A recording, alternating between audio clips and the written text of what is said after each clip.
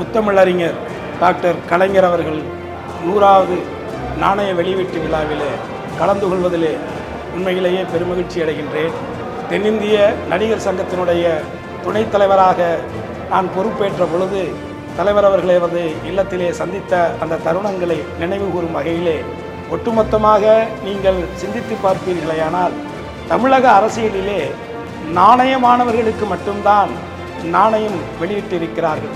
அந்த வகையில் தலைவர் முத்தமிழறிஞர் டாக்டர் கலைஞர் அவர்கள் கலை, இலக்கியம், அரசியல் என்று முப்பரிமாணங்களிலே மிகவும் முன்னோடியாக திகழ்ந்தவர் என்பதற்கு யார் ஒருவருக்கும் அதில் ஐயப்பாடு இருக்க முடியாது. அந்த வகையில் அந்த முத்தமிழ் அறிஞருக்கு நாணயம் வெளியிட்டிருப்பது மிகவும் பெருமையாகவும் அந்த பெருமைமிகு நிகழ்விலே கலந்து கொண்ட விதத்திலே நானும் பெருமைப்படுகிறேன் என்பதோடு கலைஞர் அனைவரும் அறிந்ததுதான் நயம் மிக்கவர்.